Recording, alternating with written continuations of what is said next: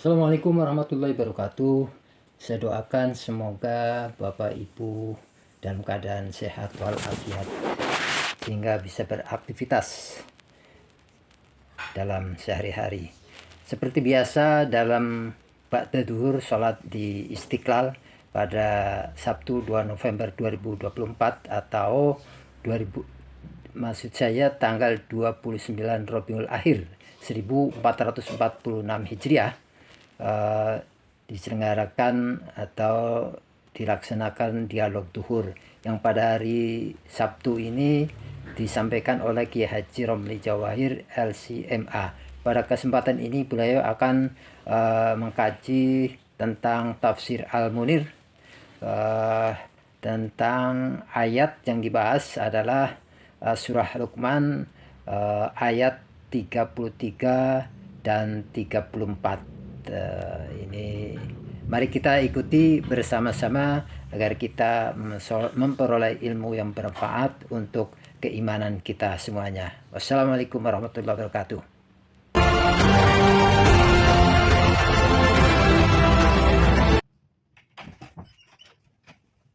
Syiarul muslimin, kajian kita pada siang hari ini di tafsir Al-Munir fil aqidati wasyariati wal manhaj, ta'lif karangan Al-Ustaz Ad-Doktor Wahba Zuhaili, di surat Luqman 2 ayat terakhir, ayat 33 dan 34. Ayat yang memerintahkan kita semuanya bitaqwallah wal khauf minhu, bertakwa kepada Allah, takut akan Allah Subhanahu wa ta'ala.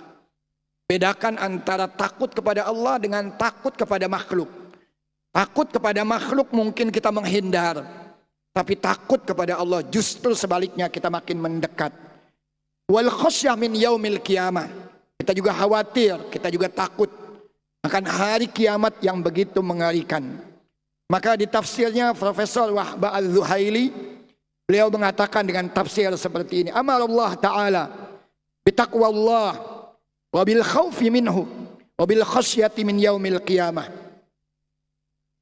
Li'annahu ta'ala lamma kana wahidan awjabat taqwal balighah wa anzara an-nasa yawmal ma'ad wa akhbara bi annahu haqqun kainun thumma ardafahu khitaman lis-surah bi bayani masta'thara Allah bi ilmihi wa hiya mafatihul ghaib.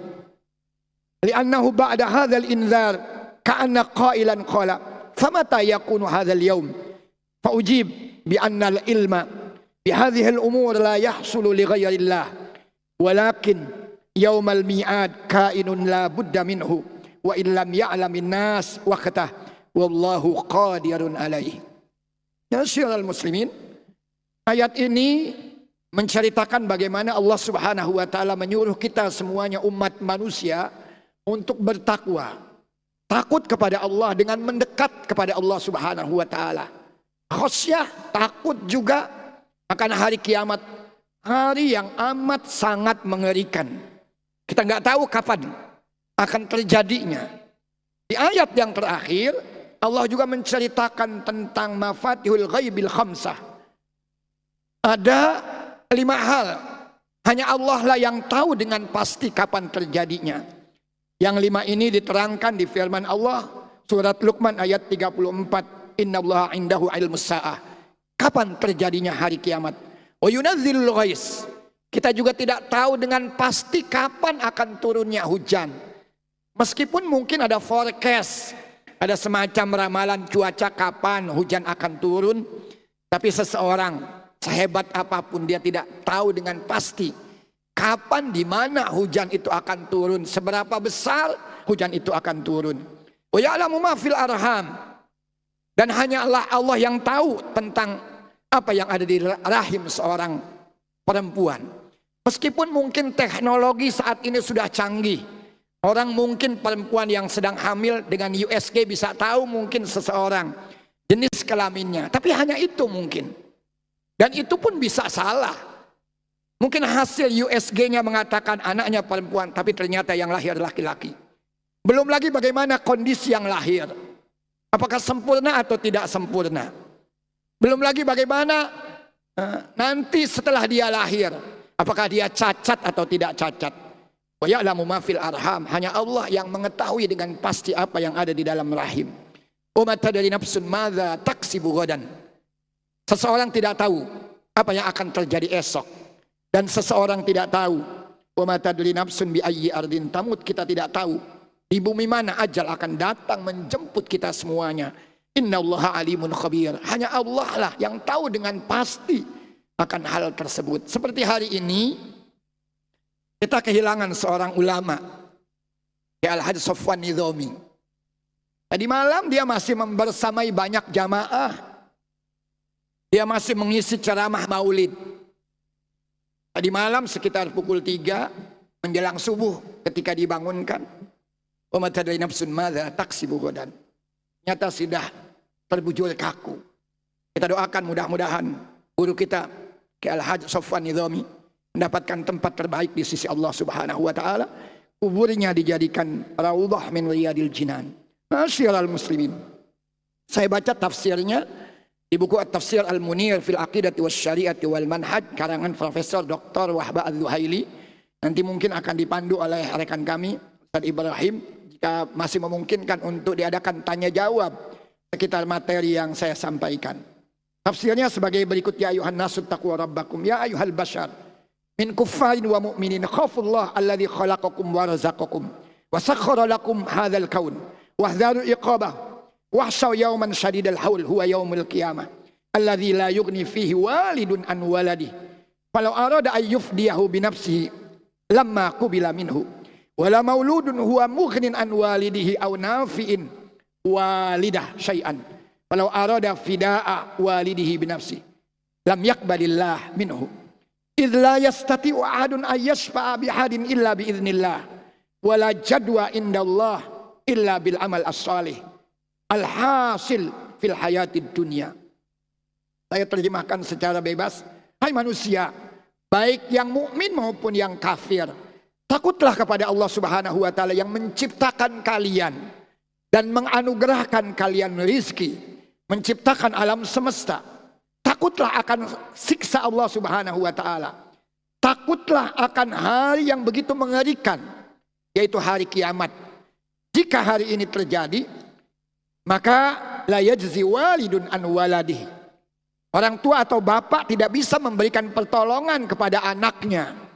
Begitu sebaliknya, wala mauludun wajazin an walidihi syai'an. Anak pun tidak dapat menolong bapaknya, lebih-lebih kalau di antara keduanya berbeda keyakinan. Masyiral muslimin, ditafsir di sini ada dua kata yang berbeda takbirnya, ungkapannya. Ketika berbicara tentang ayah atau bapak atau orang tua, dia menggunakan fi'lul mudhari, la yajzi walidun. Bapak tidak dapat menolong anaknya. Tapi begitu mengungkap anak tidak boleh menolong, tidak dapat menolong orang tuanya, dia menggunakan kata-kata huwa jazin an walidihi. Ini artinya apa? Kok ungkapannya berbeda? Di tafsir Profesor Wahba Az-Zuhaili, beliau mengatakan lid dalalah ala annal maulud aula bi alla yajziya. Kalau ayah atau orang tua tidak bisa menolong anaknya, apalagi anak lebih tidak bisa menolong orang tuanya. Masyiral muslimin. Kemudian dilanjutkan dengan firman Allah Subhanahu wa taala, inna wa'dallahi haq. Sesungguhnya janji Allah itu benar. Maka fala yaghurrannakumul hayatud dunya wala yaghurrannakum billahil gharur. Janganlah Anda terpedaya akan kehidupan dunia, dan janganlah sampai kamu terpedaya oleh penipu, yaitu setan, dalam mentaati Allah Subhanahu wa taala. Setan itu berusaha untuk menggelincirkan kita dari ketaatan kita kepada Allah Subhanahu wa taala. Ingat, jangan sampai dunia ini membutakan kita dari mengingat Allah Subhanahu wa taala. Masyiral muslimin, maka ayo terus beramal soleh. Ayo terus beramal soleh. Jangan lagi-lagi terpedaya dengan kehidupan dunia. Di dalam buku Irsyadul Ibad ila Sabilir Rasyad ada cerita cukup menarik. Cerita tentang Nabi Isa alaihi salam. Ketika ada seorang laki-laki ingin menjadi sahabat Nabi Isa, ingin selalu membersamai Nabi Isa alaihi salam. Maka kebiasaan Nabi Isa untuk terus melakukan perjalanan. Suatu hari perjalanannya sampai di tepi sebuah sungai. Maka Nabi Isa kalau melakukan perjalanan dia membawa bekal. Sampai di tepi sungai beristirahat, dibukalah bekalnya. Yang dibawa Isa ketika itu adalah 3 kerat atau 3 potong roti. Diambil sekerat atau sepotong oleh Nabi Isa. Sekerat lagi diberikan kepada teman yang menyertainya. Dan sekerat lagi disisakan oleh Nabi Isa alaihi salam. Selesai bersantap di tepi sungai, Isa turun ke sungai untuk minum. Tapi begitu dia balik ke tempat semula, ternyata sisa roti yang sepotong sudah tidak ada. Dia bertanya kepada sahabat yang menyertainya, "Manilladzi akhadha raghif?" Siapa yang mengambil roti yang sisa sepotong tadi? Orang ini mengatakan, "La adri, saya tidak tahu." Nabi Isa tidak banyak bicara. Nabi Isa terus melakukan atau melanjutkan perjalanannya. Ma'asyiral muslimin, ketika Nabi Isa terus melanjutkan perjalanannya, Nabi Isa di tengah perjalanan kelaparan. Lalu dia bertemu dengan seekor rusa dan 2 anak rusa tadi. Dengan mukjizat yang diberikan oleh Allah kepada Isa, dipanggillah anak rusa tadi. Datanglah anak rusa tadi menghampiri Nabi Isa. Begitu datang disembelih oleh Isa alaihi salam. Setelah disembelih, kemudian dimasak, dibakar daging rusa tadi, disantap oleh Isa dan seorang teman yang menyertainya. Selesai makan, tinggal tulang belulangnya. Nabi Isa berkata kepada tulang belulang anak rusa yang sudah disembelih dan dimakan tadi, "Biiznillah," kata Nabi Isa alaikum, "bangunlah engkau, wahai tulang belulang." Maka dengan izin Allah, tulang belulang anak rusa yang sudah disembelih dan sudah dibakar tadi, disantap dagingnya oleh Isa alaihi salam, dan orang yang membersamanya hidup kembali. Temannya menyaksikan, tetapi lagi-lagi Isa bertanya kepada temannya. Kata Nabi Isa, "Billadzi araka hadhil ayah, man akhadha raghib?" Saya bertanya kepadamu setelah engkau menyaksikan kebesaran Allah yang telah diberikan kepada aku. Aku bisa, kata Isa, menghidupkan rusa yang tinggal tulang belulang. Aku bertanya kepadamu, siapa yang mengambil sepotong roti yang tersisa tadi? Lagi-lagi teman yang membersamanya mengatakan, "La adri, saya tidak tahu." Isa lanjut lagi melanjutkan perjalanannya. Sampai kali ini di sebuah sungai yang panjang dan lebar. Isa tidak punya sampan. Maka dengan izin Allah, Nabi Isa memegang tangan orang yang membersamainya. Lalu dituntun menyeberangi sungai yang cukup panjang dan cukup lebar tadi, tanpa Isa dan temannya ini tenggelam di sungai tersebut.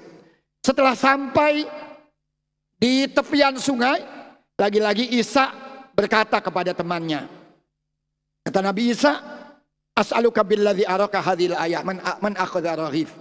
Setelah engkau menyaksikan kebesaran Allah yang diberikan kepadaku, aku bisa mengajakmu menyeberangi sungai meskipun tanpa sampan, tanpa perahu, dan kita selamat. Kata Nabi Isa lagi-lagi bertanya, siapa yang ambil sekerat roti yang tadi tertinggal? Lagi-lagi temannya Isa ini mengatakan, "La adri, saya tidak tahu." Ma'asyiral muslimin, lanjut Isa perjalanannya singgah di suatu tempat. Begitu Nabi Isa duduk, dia kumpulkan bebatuan, kerikil, tanah, dan pasir. Lalu kata Nabi Isa kepada bebatuan, kerikil, dan tanah yang sudah dikumpulkan, "Kun zahaban biiznillah." Wahai batu, wahai kerikil, wahai tanah, wahai pasir, jadilah anda ini emas dengan izin Allah. Maka batu kerikil tadi menjadi emas. Setelah menjadi emas, oleh Isa alaihi salam dibagi menjadi 3 bagian. Kata Nabi Isa, "Sulusun li, sepertiga buat aku. Sepertiga lagi buat engkau, wahai sahabat yang menemani aku. Lalu sepertiga lagi," kata Nabi Isa, "buat orang yang ambil sisa roti tadi."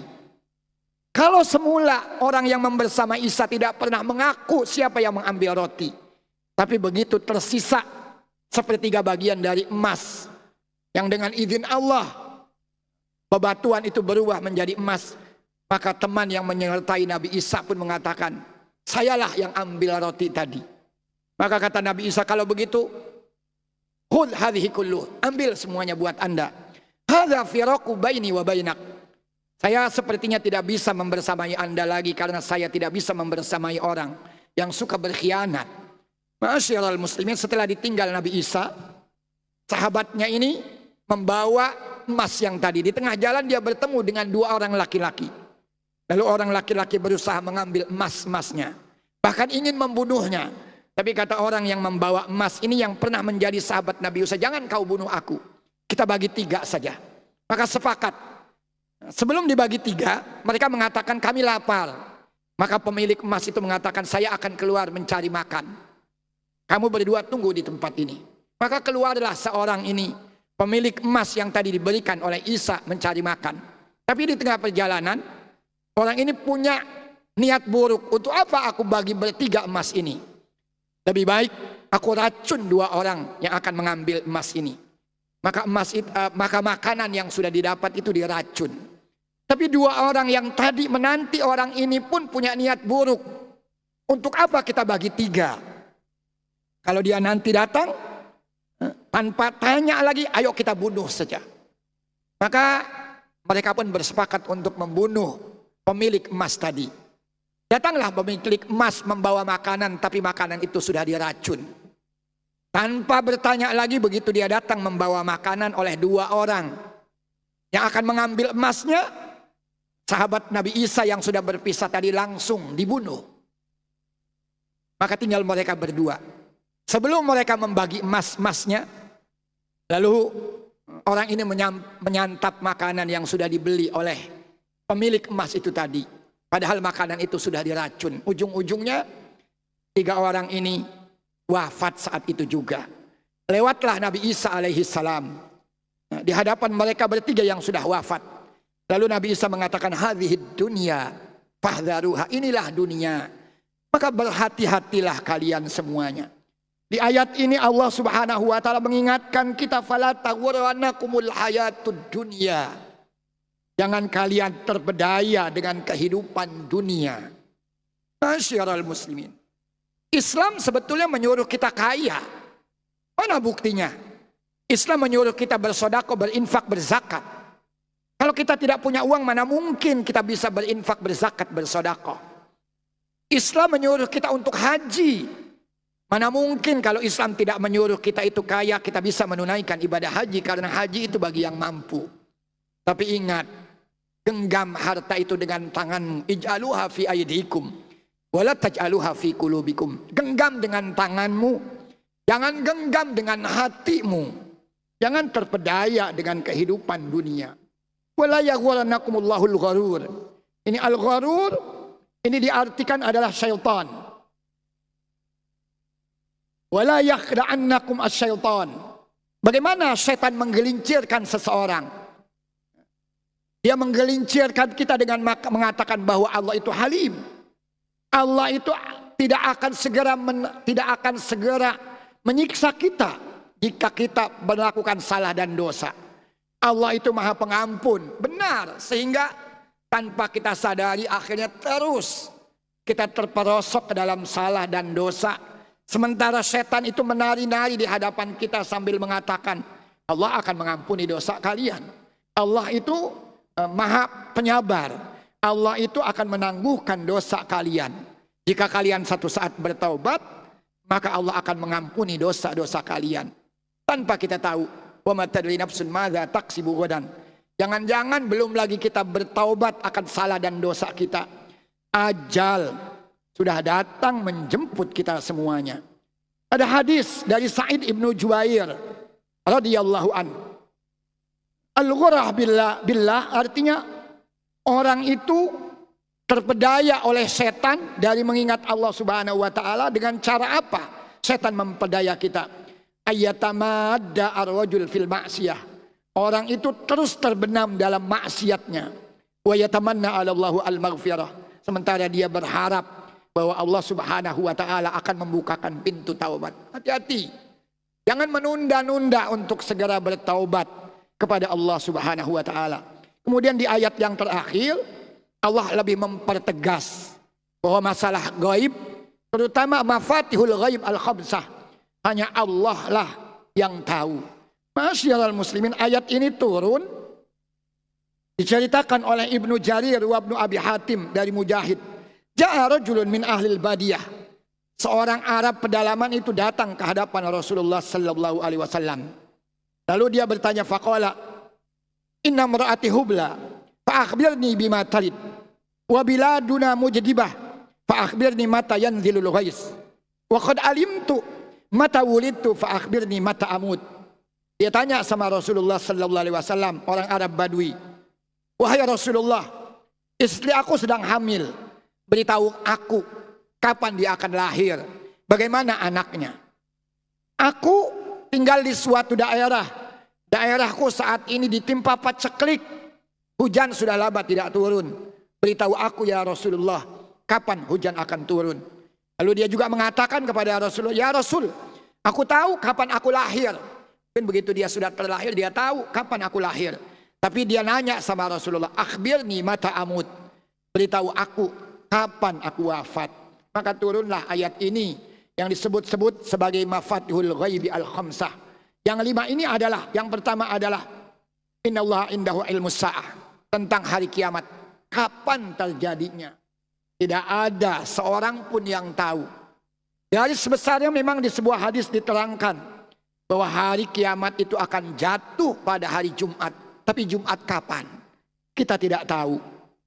Fala ya'lamu ahadun biwaqtihi siwallah. Tidak ada seorang pun yang tahu kapan waktunya. La malakun muqarrab, bahkan malaikat-malaikat yang begitu dekat dengan Allah pun tidak tahu kapan kiamat.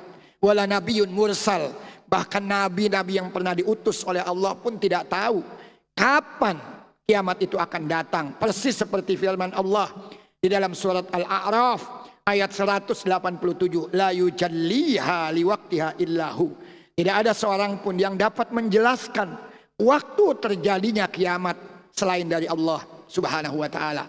Kemudian yang kedua, masalah gaib adalah wa yunazzilul ghais. Dialah Allah yang menurunkan hujan. Masyiral muslimin, diterangkan oleh Profesor Wahba Az-Zuhaili, yakhtassullah ta'ala bima'rifati waktu inzalil matar. Hanya Allah yang tahu kapan turunnya hujan, di mana turunnya hujan. Saya 2 malam yang lalu baru saja keluar dari rumah. Di rumah saya sama sekali hujan itu tidak turun. Tapi belum sampai ke tetangga kampung, subhanallah, di tempat tersebut hujan begitu lebat.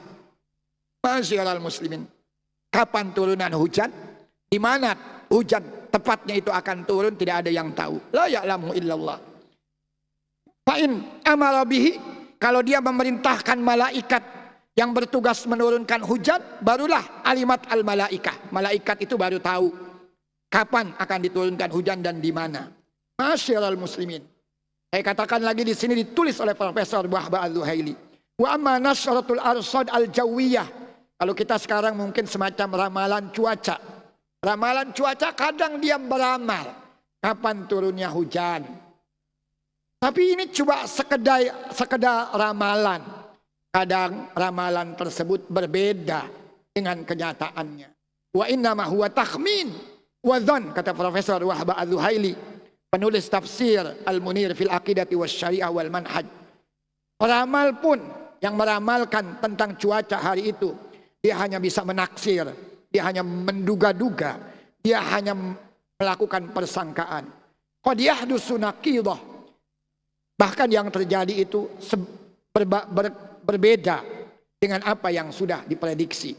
Kemudian yang selanjutnya, wa ya'lamu ma fil arham, hanya Allah juga yang tahu apa yang ada di dalam rahim. La ya'lamu ahad illallah ma fil arham min khawasil janin, bagaimana janin tersebut, laki-laki atau perempuan, sempurna atau tidak sempurna, bagaimana janin tersebut, tabiatnya, sifat-sifatnya, hanya Allah yang tahu dengan pasti. Kadang-kadang memang orang dengan at-tahlil al-kimyai, artinya analisis genetik yang berulang-ulang, dia bisa tahu, tapi pengetahuan itu pun tidak tuntas, pengetahuan itu hanya sedikit. Maka tidak usah heran kalau Al-Imam Al-Qurtubi mengatakan, qad yu'raf bitulit tajarub asya min dzukuratil hamal wa unutsatihi ila ghairi dzalik. Kata Al-Imam Al-Qurtubi, kalau seseorang sudah berulang kali mengalami, mungkin dia bisa sedikit tahu tentang janin yang ada di rahim seorang ibu, apakah laki-laki atau perempuan. Tapi hanya itu. Kemudian yang selanjutnya, yang keempat dan yang kelima, wa ma tadri nafsun madza taksibu ghadan wa ma tadri nafsun bi ayyi ardin tamut. Kita tidak tahu kapan ajal akan datang menjemput, di mana ajal datang menjemput kita semuanya. Karenanya ayo teruslah melakukan amal soleh untuk menyongsong hari esok yang lebih indah. Masyiral muslimin, karena kita tidak tahu, maka ulama-ulama mengatakan ad-dunya mazra'atul akhirah. Di dunia, ayo kita tanam yang baik-baik. Kalau yang baik yang kita tanam, maka buahnya pun akan baik. Begitu sebaliknya, wazari usyar mankusun ala ra'si. Kalau yang kita tanam yang buruk-buruk, maka akan kembali kepada kita. Yang menuai, yang menebar angin, dia akan menuai badai. Masyiral muslimin, karenanya ayo tanamlah yang baik-baik, sehingga yang kita hasilkan juga nanti adalah yang baik-baik. Kecuali nanti ada orang-orang yang memang ajjalallahu lahul busyara, Allah segerakan berita gembiranya. Kapan? Satu, indal ghargharah. Kalau seseorang itu nafasnya sudah di kerongkongan, akan mengakhiri masa hidupnya, maka Allah pertontonkan nasib peruntungannya. Maka ada hadis yang bunyinya, inna ruh idza qubida tabi'ahul basar. Ruh itu kalau dicabut, maka mata akan mengikuti kemana ruh itu pergi. Seakan-akan mata itu ditunjukkan oleh Allah. Ini nasib peruntungannya nanti di surga atau di neraka. Ini nasib peruntungannya. Kuburnya akan menjadi raudhah min riyadil jinan, atau justru sebaliknya menjadi hufrah min hufarin niran. Begitu juga seseorang ketika jenazahnya diusung, kalau dia sering melakukan amal soleh, maka ketika diusung dia akan berteriak. Apa teriakannya? Qaddimuni, qaddimuni, ajiluni, ajiluni, segerakan aku, segerakan aku. Karena Allah sudah menjanjikan aku yang terbaik. Tapi begitu orang ini melakukan amal-amal salah, maka yang keluar dari mulutnya teriakannya adalah, ya wailah, aina tadhhabuna biha.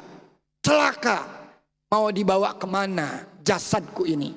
Mudah-mudahan ketika nanti ajal datang menjemput karena amal-amal soleh kita, teriakan yang muncul dari mulut kita ketika jenazah kita diusung ke pekuburan, qaddimuni, qaddimuni, segerakan aku, segerakan aku. Karena Allah sudah mempertontonkan janji baiknya buat kita semuanya. Sekali lagi, ini masalah-masalah gaib, hanya Allah lah yang tahu. Terus saja beramal soleh untuk menyongsong hari esok yang lebih indah. Mudah-mudahan ada hikmah dan manfaatnya. Silakan akhi fillah. Baik Bapak Ibu hadirin dan hadirat yang dimuliakan Allah Subhanahu wa taala, ketika kesolehan yang mendominasi kita, maka kebaikan akan selalu menyelimuti dalam kehidupan kita, sehingga kehidupan kita akan semakin bermakna. Hari demi hari yang kita lalui, selalu kita akan membentuk ketaatan dalam ibadah, dan kebaikan ini menjadi sesuatu yang diridhoi oleh Allah Subhanahu wa taala. Dari apa yang disampaikan oleh guru kita, tentu adalah yang istimewa adalah ketaatan dan ketakwaan kita kepada Allah. Semoga semakin meningkat hari demi harinya. Mungkin ada sesuatu yang perlu dikaji atau didialogkan pada siang hari ini. Sudah tersedia mic di tengah bagi bapak-bapak, juga bagi ibu-ibu ada di depan. Ya, silakan. Mungkin ada sesuatu masalah atau pertanyaan, silakan disampaikan untuk menjadi pelajaran juga bagi yang lain. Ada beberapa kisah-kisah yang disampaikan tadi, tentunya akan memberikan pelajaran-pelajaran yang bermakna buat kita, bahwa kehidupan di dunia ini adalah kehidupan yang sementara, tidak akan kekal. Kekekalan hanyalah kekuasaan dan kebesaran Allah Subhanahu wa taala untuk memberikan kepada kita sesuatu yang istimewa dalam kebaikan, menyempurnakan dalam pahalanya. Sepertinya sudah jelas ini kayak apa yang disampaikan. Ya, mudah-mudahan penutup menjadi sesuatu yang berikan kesan yang istimewa juga. Silakan Kiai. Saya tutup di Profesor Wahbah Zuhaili juga bercerita tentang Nabi Sulaiman alaihissalam. Diceritakan malakul maut suatu hari itu datang ke majlisnya Sulaiman alaihi salam. Dari sekian banyak murid-murid Sulaiman itu ditatap oleh malakul maut. Yudimu an-nazar. Tidak beringsut tatapannya dari ujung rambut sampai ujung kaki. Maka setelah majlisnya bubar, orang ini menghadap kepada Sulaiman. Lalu orang ini minta kepada Sulaiman alaihi salam agar menaklukkan angin dan mengirim muridnya yang satu ini ke Hindia jauh, ila biladil Hind, ila aqsal Hind. Karena dia takut dengan malakul maut yang menyerupai manusia menatap, tidak bergeming dari ujung rambutnya sampai ujung kakinya. Ada perasaan takut yang begitu dalam. Masyiral muslimin, sebetulnya Sulaiman alaihissalam menahan muridnya untuk tidak berangkat ke negeri India jauh. Tapi karena dipaksa akhirnya sakhara Sulaiman alaih, ditaklukkan angin. Maka murid Sulaiman yang satu ini dihantarkan oleh angin ke Hindia jauh. Masyiral muslimin, tidak lama kemudian malakul maut tadi datang menghampiri Sulaiman. Lalu Nabi Sulaiman ditanya sama malakul maut tadi, mana muridmu yang satu tadi? Karena aku, katanya, terheran-heran Allah mewahyukan aku untuk mencabut nyawanya itu di Hindia jauh. Karena dawamu nadhari ilaihi ta'ajjuban. Tadi saya memandang dia dari ujung rambut sampai ujung kaki karena ada rasa yang aneh dalam diriku. Li'anni umirtu an aqbida ruhahu bil Hind. Karena aku dapat wahyu dari Allah untuk mencabut nyawanya di Hindia jauh. Sementara saat ini muridmu itu ada di sini. Sulaiman itu kerajaannya di Palestina waktu itu, bukan di Hindia jauh. Aku heran, kenapa kok aku diperintahkan untuk mencabut nyawa salah seorang muridmu di Hindia jauh, dan hari ini dia masih ada di tempatmu di Palestina. Maka Sulaiman pun tersenyum. Sudah, karena orang ini terlalu memaksa aku untuk menaklukkan angin, dan angin membawanya ke Hindia jauh. Silahkan cabut nyawanya di Hindia jauh. Itu artinya apa?